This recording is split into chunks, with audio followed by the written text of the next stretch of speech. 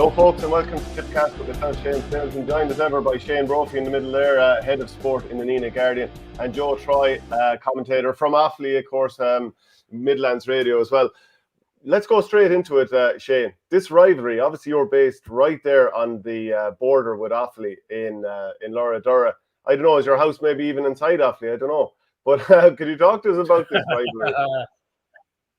Yeah, sometimes when the Laura lad doesn't hurl well for Tipperary, it's always trying to the Offaly or the Galway lads let us down. Like, so it's a handy old thing that's trying to have some time to time. But no, I suppose for the Laura club, I suppose for people who wouldn't actually know our parish, it stretches from Portumna to Riverstown essentially. But half of our parish's rivalry would be with Galway on the Laura side, and the Rackabin side's rivalry with Offaly. Like it's fairly unique. Maybe the Carrick boys would have it with Waterford and Kilkenny because they'd be touching both. But I suppose I'd be on the Offaly side of it as I went to school in Banagher for 5 years. So 3 All-Irelands were played. 3 All-Irelands I was involved in those times. Offaly won 2 and Tipp lost 1. So tough times down there. Tough times.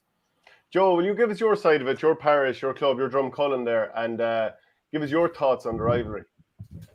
Yeah, well, sure. The rivalries up here wouldn't be that fun to Tipp overall. The fact we've never beaten them in championship is, I suppose, a sore point. But it's more the Carrick and Riverstown boys out there on the border. They'd probably feel it that bit more. You'd probably remember when Gerald Oakley was hurling with Offaly, he would have been smack bang right in the border and would have had a certain amount of people to support a Tipp out that direction. But no, for us, it's the fact that Offaly, and I think this is only their 7th or 8th meeting ever in championship, which it's mad considering how close they are. But I suppose when Offaly were going well in the 90s, Tipp had been going poor. When Tipp had been going well, either side of that, Offaly hadn't been going great. So it's, given how close they are, it's funny that it's not actually a rivalry that it should be. It's just a case of shouting 9 times out of 10 for whoever Tipp are playing. And 2002 was the first ever championship meeting, Joe. It's mental when you think of it like that. It's mad, and it's only when we were doing commentary on the matches around 06, 08 that you were kind of looking into the stats of it, and it was crazy considering how close they are. But it's just the fact that I suppose Offaly hurling wasn't really on the map until about 69, really, and then when they got up to senior level, it was a case of just not playing them, and it was knockout hurling, of course. So if Tipp weren't coming out with Munster, Offaly weren't coming out with Leinster, you weren't really getting a chance to meet. So I know they put in Reed's performance in Port Leach back around Joe Dooley's time, but again, that crossover hasn't happened. But we'll see Sunday. Look, I think a lot of people are looking forward to Sunday, which is great. There's no pressure on Offaly coming in, of course, and you'll be hoping 4 o'clock on a Saturday get a good crowd, because a lot of people would see it as a done deal. But I think for youngsters, especially, to go and see Tipperary in the flesh, and Tipp could still have a big say in the All-Ireland Championship yet, it will be a novel enough game for both sides. Is he trying to set us up for an ambush then? Yeah, that's the right. I was going back to that rivalry. I suppose the late 90s or late 80s is the one where it probably should have come. Like, I think my first time ever in Croke Park was the 88 semi-finals. Galway bet Offaly and Tipp bet Antrim, and then the year after, I suppose, it was probably set up for a Tipp Offaly final, only for Antrim produced their day of days. So I suppose that was probably the time where they almost came to cross paths with each other, maybe the first great Offaly team coming to the end of their cycle, and then Babs' team coming on stream. Like, so I suppose turning our attention to Saturday, like, it's I'd say it's a free swing for Offaly. Like, all the pressures on Tipperary, like, it's but I suppose if you were to be optimistic from Tipp point of view, then it's just maybe the manner of how they were so poor against Waterford, you'd like to think it didn't matter what opponent was being put in front of them, whether it be Offaly or be it Limerick this weekend, they've something to prove to themselves rather than proving to the country this Saturday. Yeah. Sorry, go jump in, Joe. Well, no, I agree with Shane there, because I was very, very impressed with Tipp. It's funny the way the Munster Championship worked out, and Limerick subsequently winning the Munster, because they could have easily have finished in that 3rd or 4th spot as well. But the fact that Tipp, I thought they were so lackadaisical against Waterford, I think they might have felt it was a done deal. There was no spark coming in from the bench. They just looked devoid of ideas and hunger, and I think it's very hard to regain hunger during a match. If you're not fully sharpened before you go out, it's very hard for Liam Catlin's line to instill that in them. So Waterford obviously came right up looking for a performance. The heat was on them, even though they had exited the championship. And I think Tipp will have done a lot of work behind closed doors. And in one way, I'd feel for it on Saturday if they do cut loose and if they break down Offaly early, it could be in for a long evening for our lads. But you'd be hoping from our side that, look, Offaly were very, very hurting after the Joe McDonald final, in the circumstances and everything. I think Offaly, if they could maybe 15, 20 minutes, take it in 5-6 minute segments, be there up till half time, put in a reasonable display and trouble Tipp the best way they can. It's a great position for Offaly to be in because they're looking forward. Ben Keneally said it in RT News last night. He's never played Tipperary in his career. They're looking forward to playing a big Lee McCarthy competition. The feeling Offaly is we will get back to the Lee McCarthy Cup in the coming years. Would have maybe hoped for it to be this year, and obviously the youngsters come behind you, try and consolidate your position. But I do feel it's a great day for Offaly to try stuff out, to cut loose, to have a freedom in the hurling and see where it takes them. So Joel, just reflecting on that Joe McDonald Cup final, 229 to Carlow, 131 to Offaly after extra time. So heartbreak there, no doubt about it. There was the red card to Dara Maher, which I believe hasn't been rescinded. It just seemed an extremely harsh red card. So for the Offaly boys, they've had a nice bit of time to pick themselves up, I suppose, because it's been the 27th of May, good 2.5-3 weeks at this stage by the time you're going to be playing the match. Are Offaly ready to go again at this stage? I suppose the long break will suit them. I think they are, because I was in and around the dressing room after the match against Carlow, and there was massive disappointment, but they would have spoke well, they would have regrouped and said, look, we'll have the next couple of days off to ourselves. And they wanted a shot. They're very proud guys. They don't want to go out, be it at the time we would have been expecting it was probably going to be Limerick in the immediate aftermath of the few hours after the game.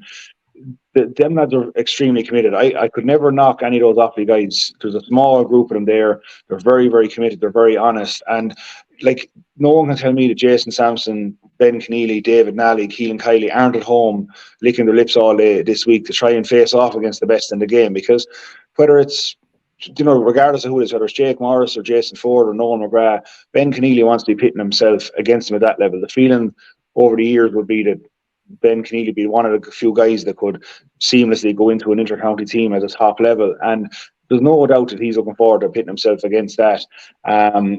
It was huge disappointment on the day, considering Offaly probably didn't perform at their optimum the way they had been throughout the whole competition. There was the hold for over the 12 changes against Carlow the previous 2 weeks, but that was irrelevant. Offaly had shipped some serious knocks. Keelan Kiley wasn't right going into that Joe McDonald final. He was still playing after a concussion within, I suppose he was 2-3 weeks out from it, but he felt the effects of it.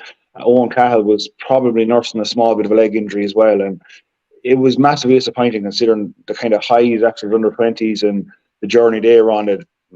It's hard to know reflectively, would it be a year too soon, but the competition next year will be still fierce and fiercer.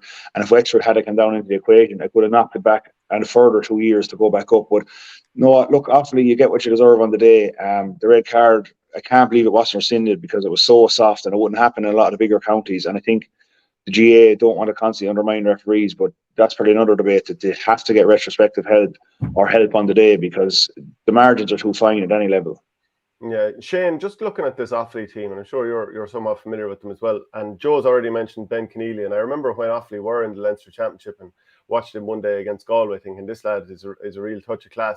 Jason Sampson, who's been moved to centre back, real classy hurler, Kitog. David Nally, he puts up big scores when I've seen him at times. Charlie Mitchell obviously didn't go for him at the 20s. Brian Dygan, Owen Cahill, superb free taker as well as shooter from play. So there's plenty of quality there. Oh, there's no doubt about it. Like I said, I think in my preview piece, I said the first 10 minutes will determine the trajectory of this game. If Tipp are on it, they could make it a comfortable afternoon. If they're not, and they're one county, so some known through the years, is that if you allow Offaly hang around you, they will make things extremely difficult. And that maybe the support base isn't as massive behind the senior team at the moment as it was with the under-20 on Saturday. 10 minutes into the second half, it could be, I suppose, concerning times for Tipp. But I suppose I was just looking at the three iterations of the link between the McDonald Cup and the All-Ireland Series, and it's apart from the Laois win over Dublin in 2019, all the other McDonald teams have lost by double digits. So it's a tough ask for Offaly, but I do agree with Joe. I just think that the rivalry element for some of the Offaly guys on the board, or maybe that they've never had a good crack off Tipp. I think that they'll take that opportunity this weekend. I suppose the one thing I was trying to think, and like then you have that's what the Tipperary factor within the Offaly setup. Johnny Kelly as manager knows the Tipp scene with Borsley and Ian inside out. Martin Maher as his coach, Brendan Maher as performance coach. So look, they will know the weaknesses of the, I suppose, perceived weaknesses in the Tipperary team. I suppose every team has their weaknesses, there's no doubt about it. So look, that would be an element that comes into play as well. I suppose that was just something in terms of Joe, like what potential maybe Offaly players do you see maybe has the potential maybe to cause trouble for Tipp this weekend? Yeah, well, I think for various reasons, Owen Cahill and Charlie Mitchell will be looking to kind of bounce back from their last games. So in saying that, Owen Cahill got 4 or 5 fines from play, but when you're in Croke Park and you're not in full flight, and Owen has nursed hamstring injuries at various stages, and like he's our main score getter. But I think Charlie, a young guy coming out as a captain in the under-20s, probably it didn't work from the All-Ireland. Maybe a lot of the ball was isolated in towards Adam Screeney, and Charlie got hard to get on the ball early. But I think the likes of him could really relish this. You know, you're 20 years of age, you're looking at Tipp. He's probably looking at the future, that, right, we're going to be in the Lee McCarthy at some stage. I think he would be one to watch. David Nally can cause a lot of bother. The physicality of the game would probably suit Brian Dygan. He's one of the awfully outballs, you could say, in that half forward, full forward. And Keelan Kiley would be the one I'd really think would relish it, because he's had a fantastic year overall since he reintegrated himself back into the Offaly panel. He has the physicality, he has the aggression, and he has the overall skill that I think he could show, put up a big show on Saturday. And if you get everyone else rolling in behind, I agree with Shane. Obviously, the first 10 minutes are crucial. Offaly should, in theory, have a bigger support and Tipp that will travel, because a lot of Tipp will see it as a foregone conclusion. And to be honest, €25 at 4 o'clock on a Saturday is madness for a lot of the cohort, especially anyone in rural areas that's farming and stuff like that. But I do feel if Offaly, the support that they've had there for the likes of the under-20s, if even a quarter of them go, they should make it a good atmosphere. Glenis will surely do some sort of a promotion around things as well for the kids, and Offaly realise that. And I just think if they take it in stages, it'll be crucial how to set up in the back line. Like Adrian Cleary will probably maybe go back in an auxiliary sweeper role, because there's no point in taking on Tipp 15 or 15. Johnny Kelly's not stupid, so I'd be interested to see how Offaly's set up, but I do think they have lads there to put up a respectable showing up front. Offaly's problem has been scoring goals. Obviously, Oisin Kelly has been out for the year, but I do think Offaly could probably still hit the 17, 18 point mark in the game. And Joe, like, we're not trying to sell you a pub here and talk about a 50-50 game here. Everyone expects Tipperary to win well. Like the handicap betting is 14 points, Tipper 66 to 1 on. But like as an outsider looking in at Tipperary, and seeing how Tipp performed the last day out with Barrett not playing, Morris not playing, all of a sudden it looked like a fairly slow team, you know, to some degree when you're taking out the 2 fastest lads. Are there weaknesses that you would see in the Tipperary team where you'd be like, we can get a bit of joy here?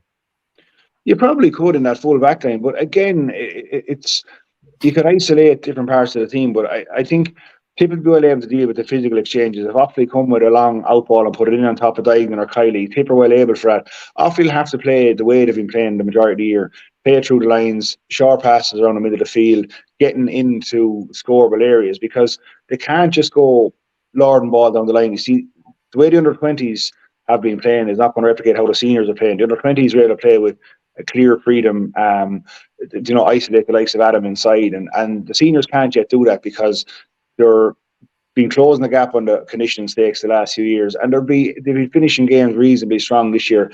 I think they'd have to target trying to get a goal or two, and that's been our problem. Even in the McDonald, we haven't scored maybe 2-3 goals consistently game on game, which at that level you should be doing, if we're to be honest about it, where I don't see it happening against Tipp.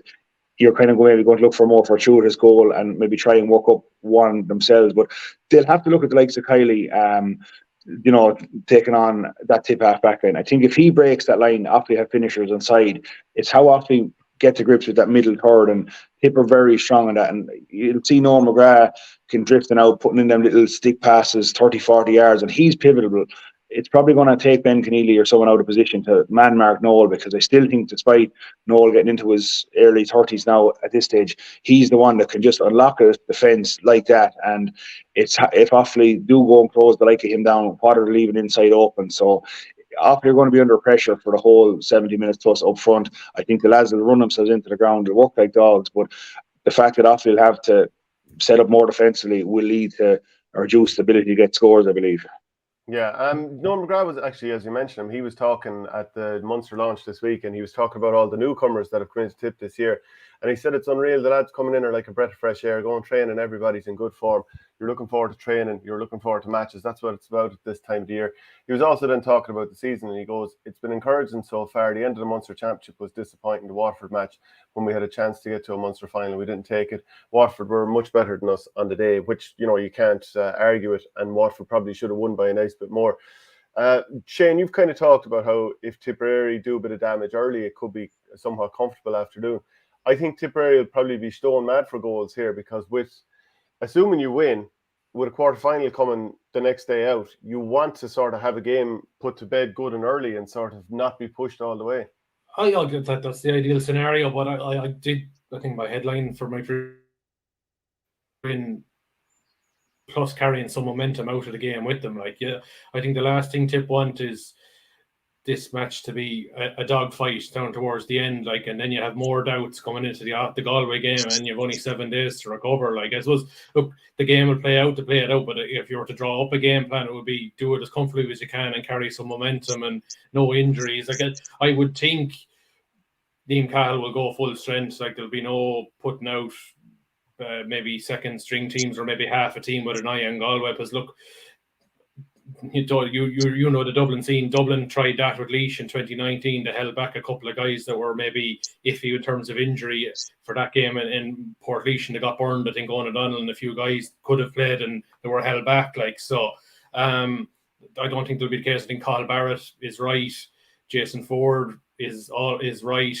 I'm not sure about Jake Morris now. I think if they probably could do with getting game time into him. Like, it would have it. Like, I don't think you can go 5 weeks, maybe 4 to 5 weeks between maybe the Limerick game and potentially a Galway game and not having played some bit of a game. Like, so I think he'll go. I think as many of the guys that are ready to go as possible will start. Because, as I say, you've got to play the game. It's merged. You can't look ahead at all. I do think I'd be surprised if Tipp don't come out fast. I just think that the manner of the performance will have stung them.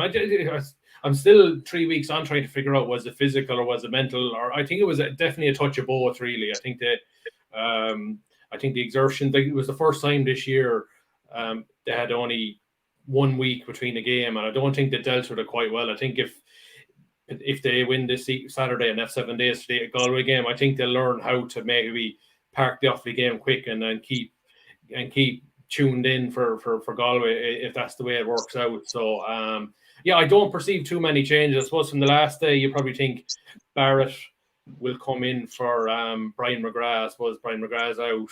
Jason will probably come in for Gerard O'Connor.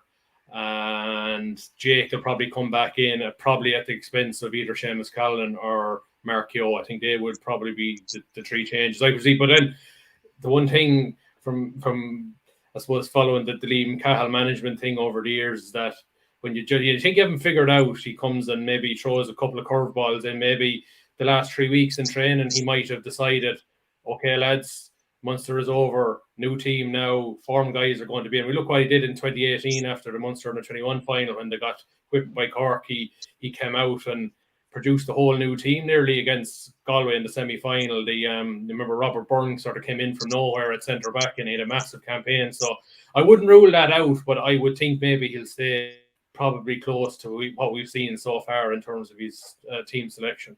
Yeah, Joe, you have to go and do a school run, but just before you go, who's going to win? How will it go? And what will the buzz be like? Both you'll be doing commentary. Will it be hard to keep it together when you're coming up against the old rival? No, we actually have farmers. I suppose Tipp under 21 and up and coming coach and Trevor Fletcher on commentary with us. So it's hard to know where his loyalties have lied. So we'll have to keep him in check. But no, look, I I do think Tipp will win the game. Obviously, look, we're not fantasists up here yet, but it'll be the manner of what performance Offaly can come in. And it's funny enough, I actually think, and I genuinely not just saying this, I actually think Tipp have a huge say in the All Ireland Championship. You're the third one I've heard say that this week. I don't know whether you're setting us up for no, a fall. I said it. Terry's at it, and then a few more guys. I would have said it before the Waterford game. Even I would still think the Tipp are the best place to take on Limerick if they can get down that road, because like complacency can be an awful thing in sport. I think the fact that Waterford had been so bad and they had set up so bad in their first couple of Munster games that Tipp went in and expected maybe a strong Munster backlash, but still get over the line, and then they were just shell-shocked. And I think in a way it could be the best thing that probably has happened to the last couple of weeks, because Liam Cahill will have went back in there with absolute fire on the Tuesday night to get them back right. And I'd say they were probably dogged for 7 to 10 days.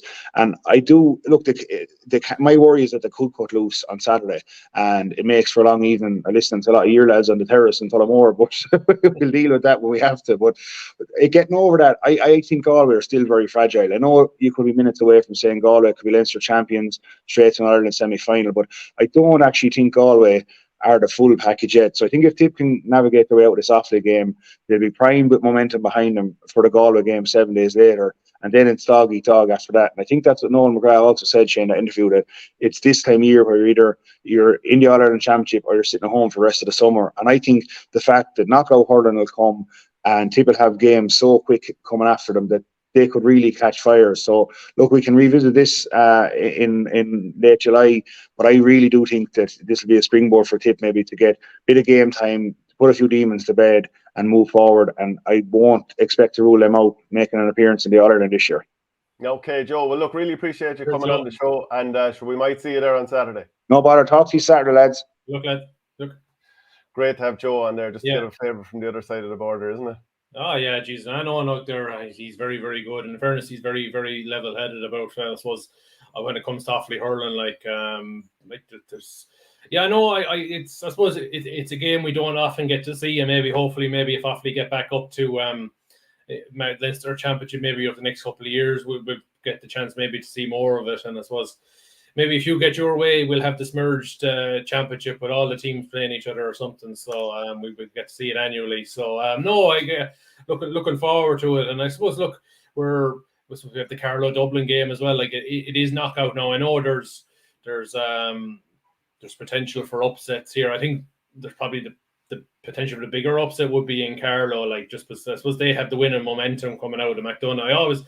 I do think for the loser of the McDonald final, it's hard. And I know Offaly have 3 weeks to get over it this time. So, but they're still facing into the McDonald next year. And I something I posed in my preview is that will Johnny Kelly be using this game actually as the start of next year's campaign? If will he use maybe some of the under-20s he didn't maybe play a lot of this year to say, okay, lads, this is a taster of what's coming. Okay, you're not playing Leinster next year, but I need to get you up to a level for next year. Will he maybe alter his team a small bit more? Maybe if he does, maybe goes with his best starting 15, but maybe he uses more of the under-20 lads off the bench, maybe rather some of the older guys. Yeah, he might do that. No matter what, he'll be looking to give his team the best possible chance. And let's not try to sell a pup to anybody. We do expect Tipperary to win. We expect to win well here, and I don't think that's been arrogant or things that we're accused of in the past. But just back to that Carlow and Dublin game, and I suppose if you look at this Carlow team and the management, Tom Mullally, he's been involved in a lot of very good sort of, I suppose, underdog stories over the years. Mount Leinster Rangers, getting them all the way to an All-Ireland final after winning an All-Ireland intermediate the year before. What he did with Clare as well, winning the Kilkenny County Championship with them. He's also been part of the Nace story in recent years. And look, they pushed Ballyhale very hard, especially in the first half in Leinster this past year. And obviously he's gained promotion with Carlow here. So he would have a fair old idea in terms of what he's going to come up against with Dublin. And then one of the coaches on his backroom team is John Darmody, who, of course, was a coach with Coola previously. He was our coach with Coola. So he'd know a bit of the Dublin scene as well.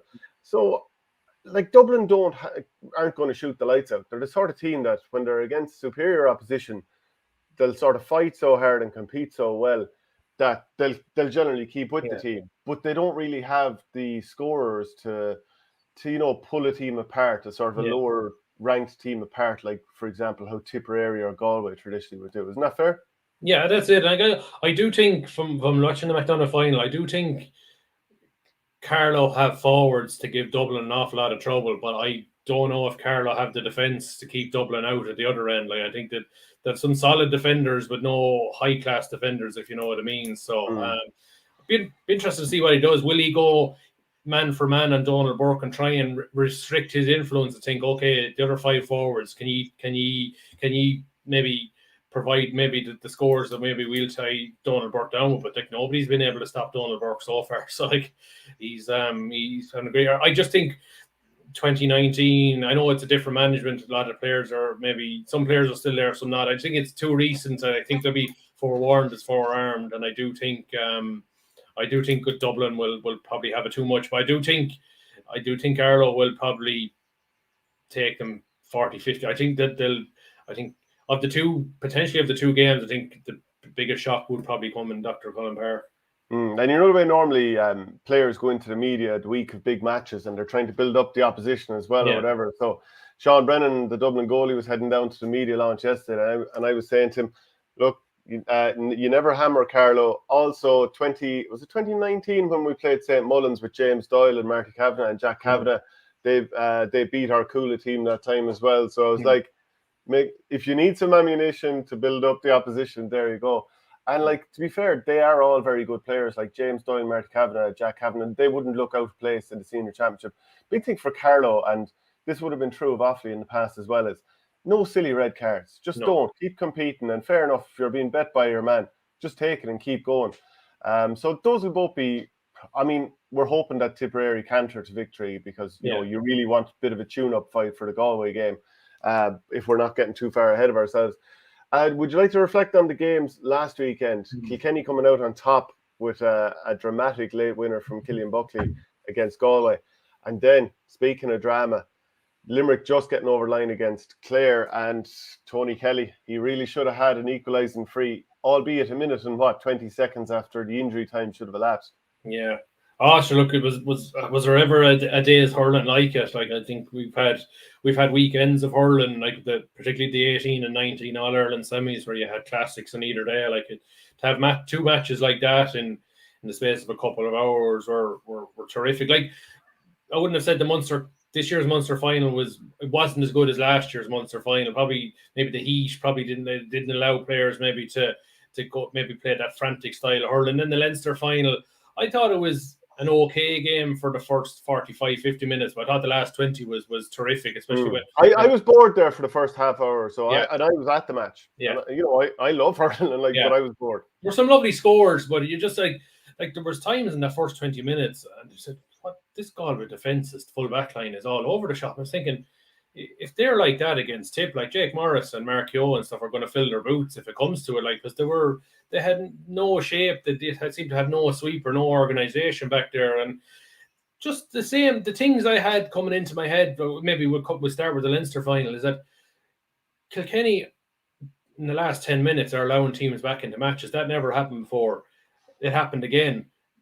Galway, for the third time this championship, they were staring down the barrel of defeat before they started to hurl. I thought Galway for a lot of the game were trying to be too precise in how to use the ball, and then in the last, when they went 6 or 7 down, they more or less abandoned the being as precise, and they launched the ball into the forwards, and it got the best out of Kevin Cooney. It got maybe a bit of breaking ball fell in for Evan Niall, and it seemed to work an awful lot better for them. And look, you think overall, I thought Kilkenny were the better team, but from the position Galway were in with the last play of the match, like, they should have seen it out. Like, the 1 in 1,000 times that wouldn't happen, but look, it did. Like Gerard McInerney, I think 5 minutes before that, I think he was gone. His legs were gone, and he had 2 or 3. He had definitely 2 chances to clear that ball, even knock it out for 65 or something, do something with it, like. And Joseph Cooney, like, I suppose that would be the worrying thing for maybe Galway and even Kilkenny, is that, or even for Galway, sorry, probably the first real attritional game they played in this year's championship, and they suffered for it. And I know there's an argument that maybe the Munster teams are spent, but I think the Munster teams now are primed to go the whole distance. They're able to go the whole way, whereas Galway just got the first taste of what it's like to have your lungs burning in the last 10 minutes, and there were more mental mistakes than physical mistakes. If you were fully on it, some of the mistakes they made in that final play wouldn't have happened. Do you know, like, if you go through the Galway team and ask who had a brilliant game, and I go through the team, and like a lot of the game kind of passed Dahi Burke by. Yeah. I mean, he was okay, he was fine, he wasn't, he should be full back. I don't. Well, I mean, you can understand what they're trying to do. They mustn't have a centre back, because I don't think Rowan McInerney's at that level anymore. No, I don't think he's a full back either. They look at him as a stopper. Then Carl Mannion was kind of playing a deep midfield / sweeper role, and he's only back from injury.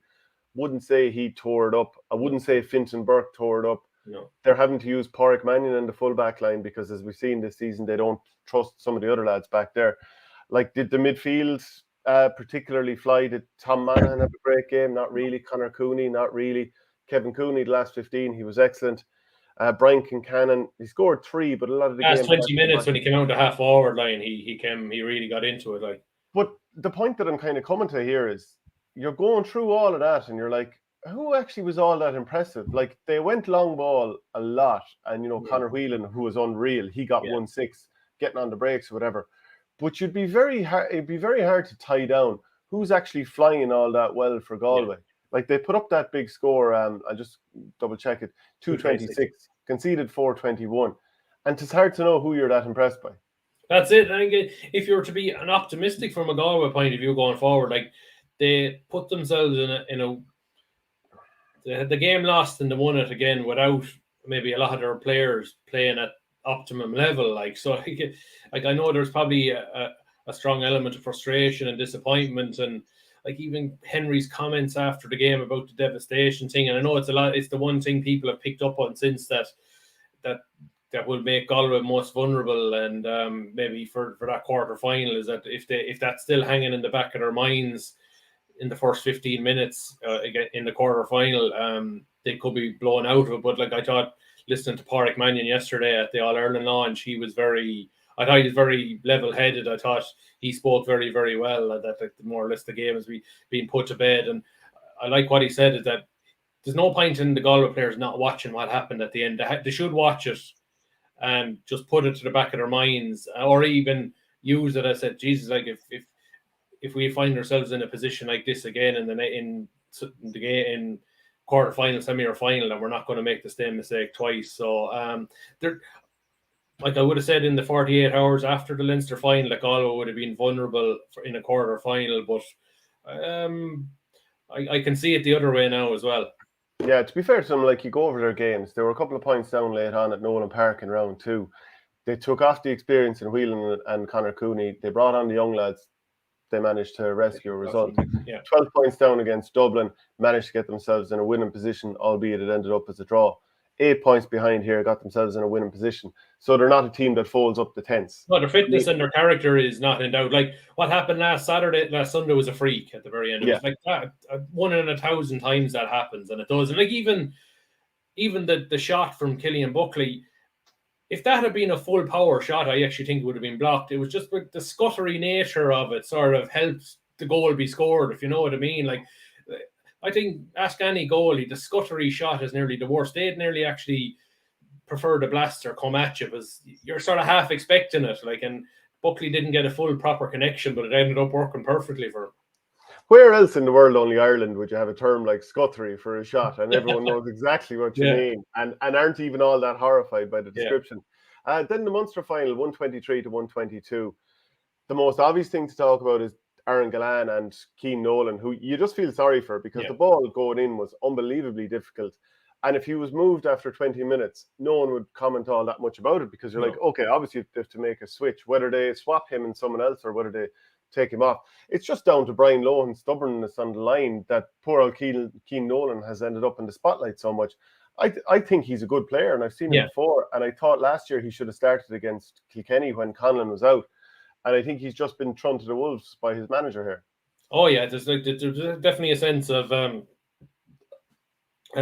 suppose we were all trying to think of what was going to do. Like I never thought David McInerney was going to be taken out of the wing back to plug the hole back there. So you're thinking who was going to be brought in. I suppose he was probably third in line, I would have said. You'd have maybe Paul Flanagan would be one because he's an out-and-out inside back. Shane Amori would be two. Played very, very well when he came on.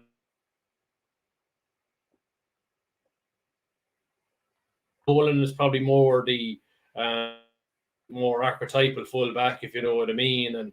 But like you just knew straight after halftime, once he got on the yellow card, and definitely after the goal, like the switch should have been made. It's like definitely after the yellow card, he couldn't go touch tight on him anymore. Because Galán would probably maybe try and milk the second yellow and get him sent off. Like we saw one quote he tried a few times on Pádraig Mannion.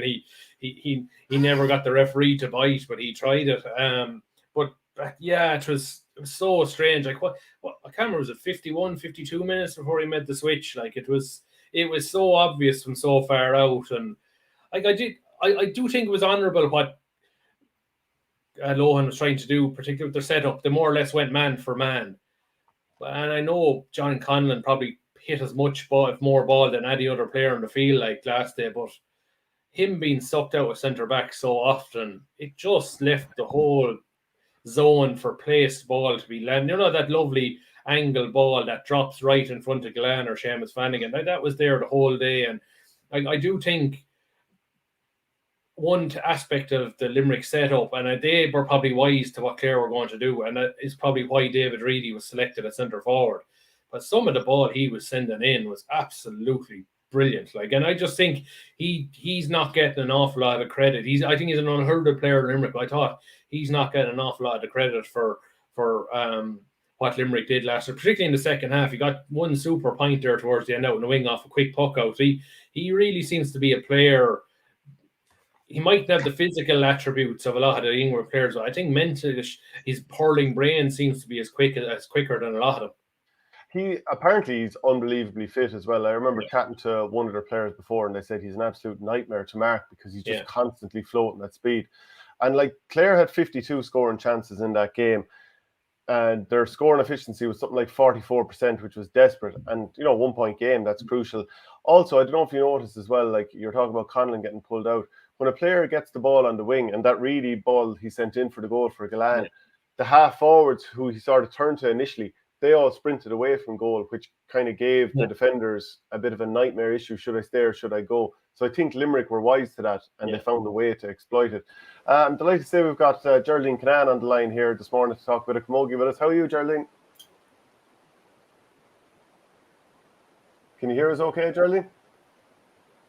Your microphone is off. Maybe you might pull out the headphones. That might help. No.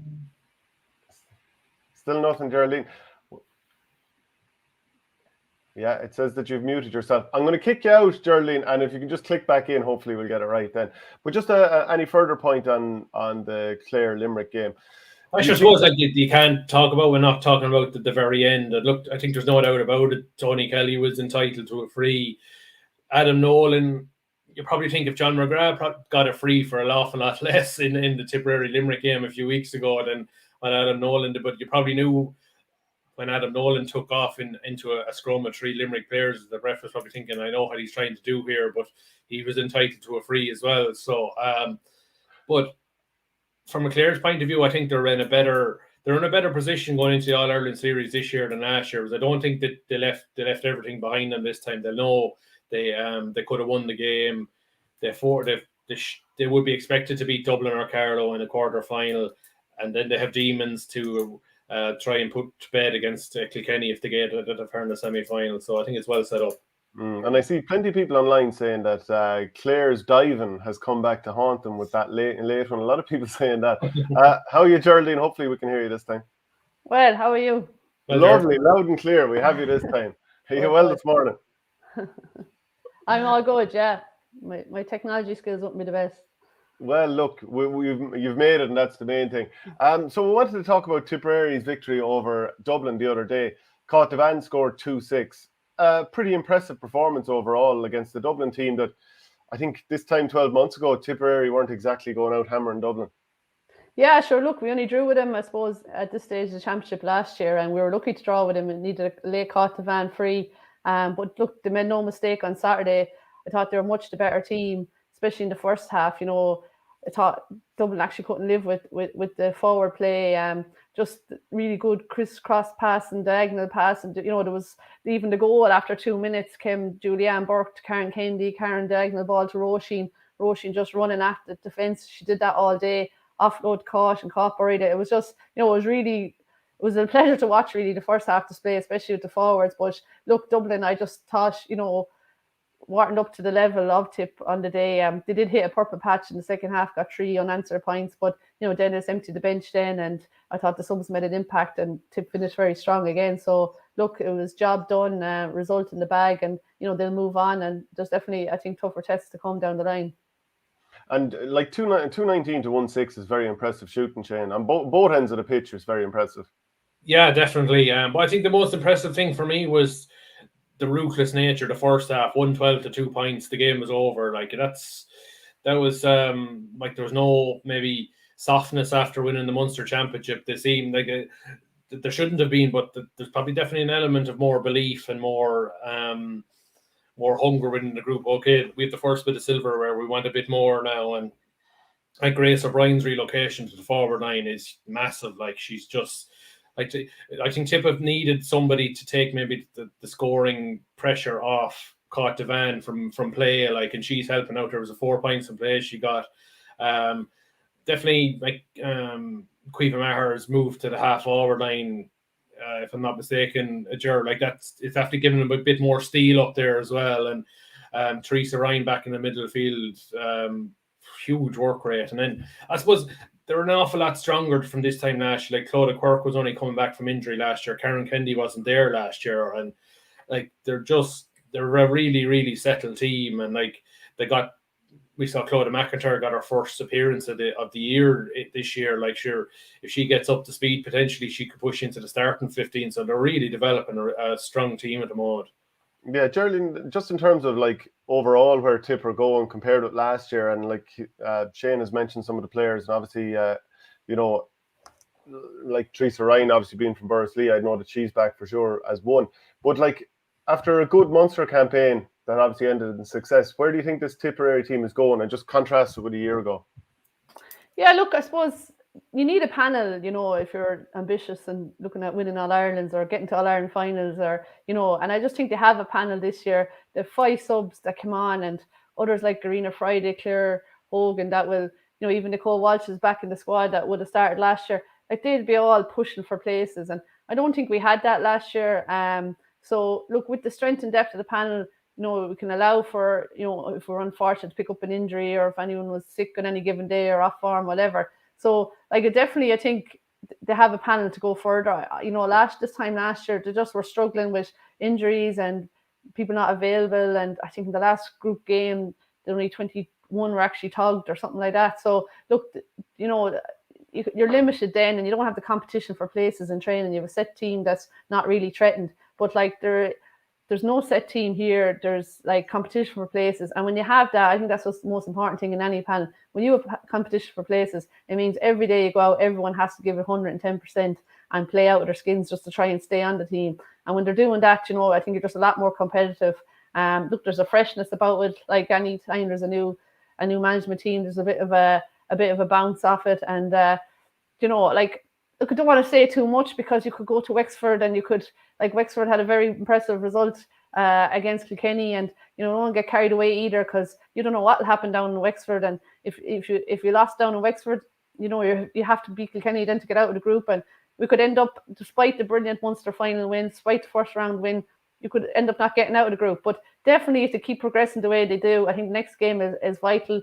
You know, they win the next game, they're into knockout stages, and look, there's big performances in this team. We've seen it before, and they just need to string a couple of big performances together. You know, I think that's what separates the champions from everyone else, is the team that can come back and give a big performance week in, week out. And you need a panel for that, and you need a serious team for that, and great setup, great management, and obviously a bit of luck as well. So a lot of things still have to go right, but look, the girls wouldn't hide away from the fact that they want to try and win in All Ireland. It's been a long time coming, and they tasted a bit of silverware this year and they want more. But again, that's a long way to go. But look, they're making all the right moves at the moment. Yeah, it seems to be, Gerald, it seems to be okay, we're only one round into it, but it seems to be more of an open championship. Like, Kilkenny seem to have slipped back a small bit. They don't seem to be as dominant. Cork are probably rebuilding. Probably Galway probably would be the favourites for me. They're still a relatively experienced team, and like Waterford are coming.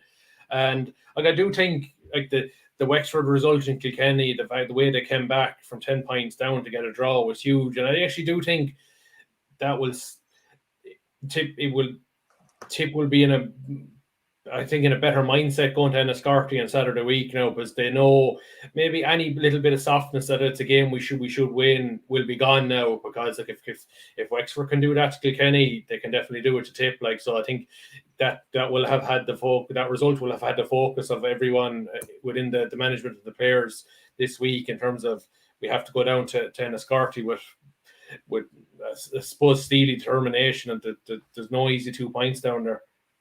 Yeah, that's actually a good point. I hadn't thought of that really, and that's probably what Tipp's downfall has been in the past. They're able to get themselves up and put in a huge performance against Corks and Galways and give it everything, leave everything out on the pitch, and probably have stuttered and been poor then against maybe like the Wexford and Dublin. So like, I think you're right what you're saying there. This is the Wexford result against Kilkenny is probably the best thing that could happen to Tipp, because like you said, sometimes after a good win against Dublin, Dublin bet Wexford in a Leinster semi-final there a few weeks ago. Girls naturally, subconsciously, no matter, they're all human, they might have gone down to Wexford thinking, let's get this done, and it's all guns blazing for Kilkenny. So like you said, they're not going to take anything for granted now. I see after the match even that the phone's out and they're watching the last few minutes on the stream, and they were all well impressed with Wexford drawing with Kilkenny. And like you said, Kilkenny probably haven't been firing on all cylinders this year so far, but still we couldn't beat them in the last game of the league. So definitely the focus is going to be on Wexford and the threat that they're going to pose for Tipp. And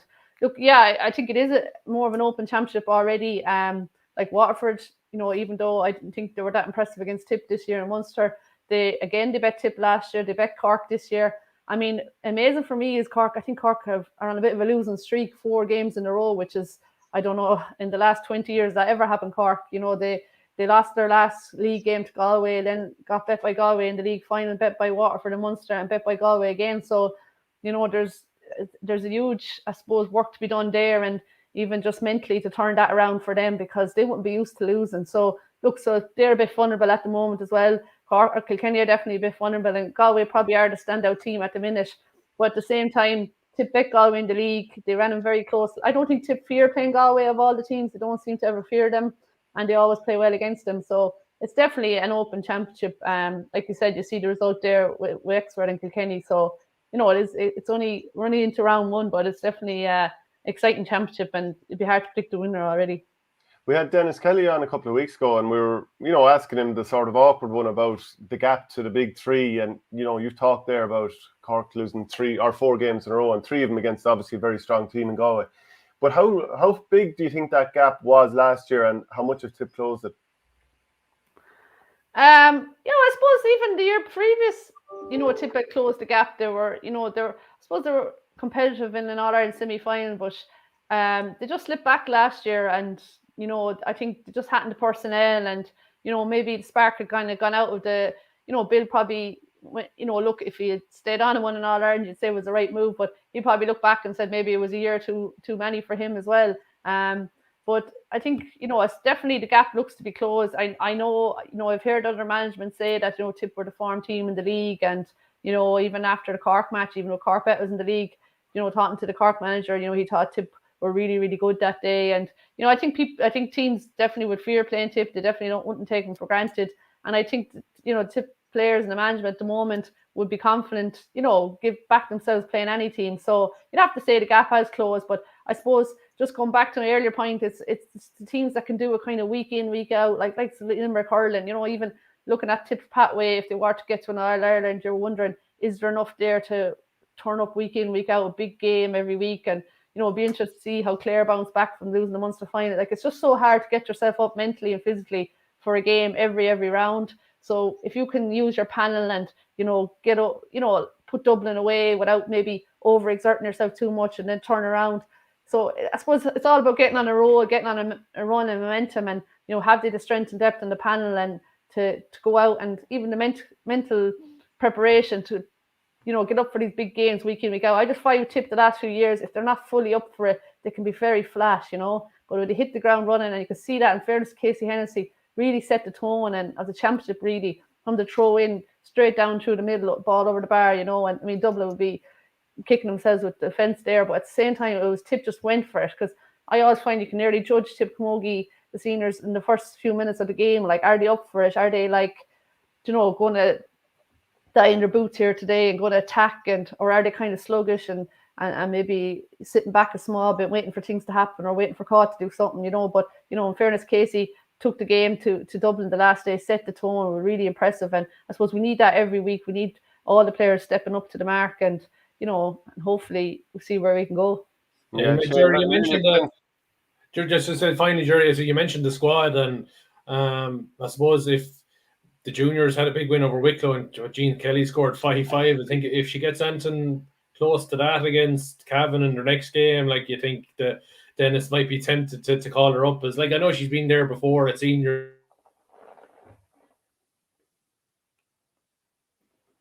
coming in well, so like it's be interesting to see how things go like that over the next few weeks. Yeah, no, in fairness, Jean was in flying form, and she has been all year, and she was really good for juniors. But look, I would think the kind of boat management have their set panels now. I think Dennis, I'd say, kind of has these set numbers of training and all that, and I think Jean would be, she'd be a massive loss for the juniors, and I'd say she's happy there. I suppose she was she never really broke into the starting 15 with Tipp senior, so I'd say she's a key player for Tipp juniors this year, and I won't speak on her behalf, but I'd imagine she's very happy there, and she'll go forward with them. And look, I suppose, no offence to Wicklow, but or even Cavan, it'd be a different opposition to what we see in the senior championship. But any day you score a 5-4, I suppose you would be impressed, and I'm sure people would be looking at her indeed.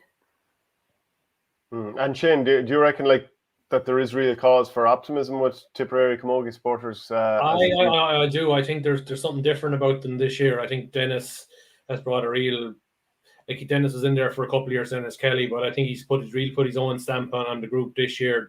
They look fit. I don't think you wouldn't say they weren't fit the last few years, but I do think they're definitely fitter, more fit, and definitely physically stronger. They're more athletic, and I think that was the key thing I would have noticed. Maybe definitely the year they got to the semi-final against Galway and Croke Park with the last big couple of points, and Galway were able to move the ball around an awful lot smoother, and Tipp seemed to be going that route now, and like all the girls, like I said, have a strong panel. I don't think anybody is missing that they could have, Ger, if I'm mistaken. There's nobody abroad or anything that they make that they have it. I think it's the strongest panel Tipp have had in. I think Shane's frozen on me there. And Geraldine, yeah, he's frozen there. So yeah, they were. Remove him there for a second. But Geraldine, just before I let you go as well, because we've got your thoughts on the camogie. How do you think Tipperary and Offaly will go this weekend? Yeah, sure. Look, we'd be expecting Tipp to win, but like Joe, I thought the Offaly and Carlow final was really a fantastic spectacle. A really good match. But I suppose it's hard to know, was it at the same level of intensity and physicality as Lee McCarthy? So look, just Tipp has just been so unlucky with injuries, and it's hard to see. I don't know. I'm sure you're trying to guess the starting 15s. So hard to know what the starting 15 will be. And look, we're all disappointed with the Waterford performance, but just again, if they could get up to the level that they were at against Limerick, I don't think Offaly would be able to live with that. But it's all on the day and who's fit and who's ready. But I think the break will do no harm. So look, I'd be confident of a win anyway. Okay, well, look, brilliant stuff as ever, Geraldine, and we'll chat to you again soon. Cheers, thanks, guys. Thanks. Okay, so Shane, one other thing that we haven't spoken about just yet is the draw for the Tipperary Championship here, the first round. So you were tweeting about it last night. Mullinahone, JK Brackens, Moycarkey Burris against Rossgrave, Drummond against Nina, Toom versus Killawan McDonald, Templederry against Lockmore, Stars against Killadangan, Holy Cross Ballycahill will meet Upper Church Strumban, and Burst League against Clonoulty. Which one kind of grabs your attention most? Yeah, it's a lot of good ones there. Like you think, like we're still in the middle of the inter-county championship, but like we're nearly only 6 weeks away from the start of the county championship, and maybe even sooner for the divisional championships if Tipp maybe don't get to an All-Ireland final. Like so, I think the club campaign is really creeping up. And yeah, look at it. I think both Stars against Kildangan probably is the one that sticks out in the opening weekend. Like Kildangan, I think they're the one. I think they're going to be hard beaten this year. I just think they have I suppose apart from Barry Hogan, they have no inter-county involvement this year in the Tipp senior panel, and you have Barry Hogan, who they'll probably feel was a bit slighted by losing his place on the team. So like effectively, there's one of the strongest club teams in Tipperary has no starter on the Tipp senior team, which you think is mad. Like, but and they won the county league last weekend, beating Tumivara. So like they're moving nicely, so that'll be a good one. Like, and then you have SARS and what stamp will Pádraig Maher put in that team now that he's manager as well. So so like that's the one. Nina Aerogue against Drummond Inshaw was a pretty good game. Like Bursley against Clonalty, big year. Interesting to see how Clonalty go this year after I suppose the devastation last year of Dylan Quirk, and I'm sure they'll refocus positively. I suppose you had the champions Killer One and up against their old rivals Tumivara. Like that's a juicy one to start it off, like, and not like a good local rivalry to get it up and running. So yeah, I think the August bank holiday weekend, I think, is when it's the county matches are due to kick off. So something to for the club fan to look into over the next few weeks. Fairly juicy as well. My Carkey Burrs coming up against Roscrea, considering Eddie Brennan has jumped the divide in the main. Yeah, like there's something there for everyone. Like there's and like you go down into the Premier Intermediate, like there's there's only some fantastic games in every round as well. I think rounds 2 and 3 will be, round 2 is winner against winner and loser against loser. So like that's why that's why the round 2 and 3 fixtures aren't known, because they want to sort of ensure that when it gets to round 3, most teams have something to play for, whether it's knockout stages or to avoid being in the relegation shake-up. Yeah, and I think Tipperary GA deserve a lot of credit for that. Just in terms of Kildangan there, I think it's a dream scenario for a club manager, because he gets to try out everything from the start of the year. Even with, Laura there at the moment, I'm sure he'd love to be sort of working with Bonner Maher the whole year to sort of figure out how do we, rather than at the end of the season, you have to get a guy and sort of try and plug him in and rejig your team. I think it's brilliant for Kildangan. And the fact that they don't have somebody with the inter-county team outside of the goalkeeper, does that feed into this notion that, they're a very even team without stars, that, they're incredibly even across the board, but nobody's truly a star inter-county player? Yeah, I do get that.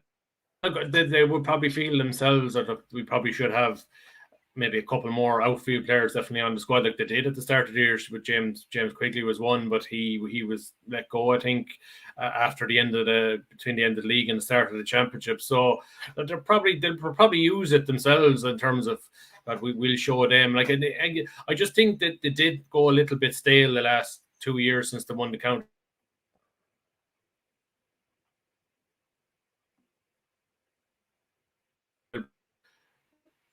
Marv 6 Mile Bridge is the boss this year, but like Darragh Egan is involved still, and like he's finished with Wexford a few weeks now, so he'll be getting a few weeks to maybe refocus and get back in with Kildangan. So like I do think they could be I wouldn't call them a dark horse, but I do think they'll be hard to beat this year. So I just see that the comments, like the Carrick, there will be a lot of people in Carrick. Carrick, half the parish is in Tipperary, like, so there's a weird scenario, like the few lads from Carrick and Riverstown that are on those Offaly underage teams, like some of them would be actually from Tipperary, but because they could arguably play for Tipperary, like you can play for another club and declare for a county, but the fact that they're probably not monitored from within Tipperary, if you know what I mean, like do our underage setups go to Offaly club matches and monitor them? They probably don't, but I do. It's a weird scenario, like how if you grow up supporting Tipp but end up playing inter-county with Offaly, it's a weird one for me. Like I don't know. I'm sure. I'm sure maybe there has to be probably other parts of the country where that goes on too. I'm not sure whether, I think there's part of the Galway parish is in Billy Drennan's club or is in Laois, like, so I know, that. So I think some of them could potentially play with Laois as well, like, so. It is a strange one there. Yeah, there'll be a bit of banter. There's definitely, I suppose, we don't get an awful lot of it up here between Tipp and Offaly recently. And I tell you, if Offaly pull off the big upset, we'll never hear the end of it. My God, we won't. Plenty of it been teed up in the Needy Guardian this week as well, so don't forget to pick up a copy of that as soon as possible. You can see Noel McGrath and Ben Keneally in front of the viaduct down there in Watford. Anything else before we finish up? That was just finally. I just wanted the last jersey for life, or the last the current jersey for life, the latest one, the drop last night.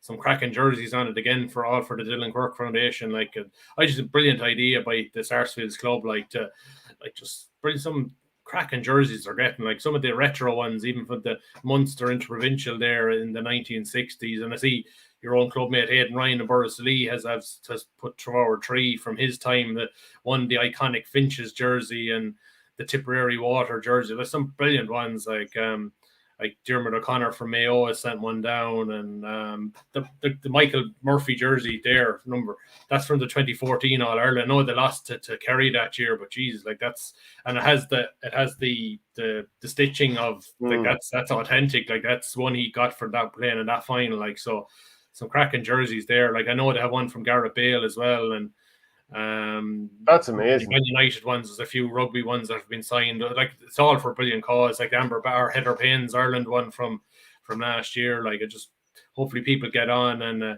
get behind it. And I suppose, like, every penny going towards it is going to be for that brilliant cause of screening young lads. Like, it's going to save lives, and it's a brilliant idea. So log on and put your bids down. Yeah, absolutely. Okay, well, look, brilliant show again today. Don't forget to pick up a copy of the paper and enjoy the match of the weekend, Shane. Take it handy. Have a nice week.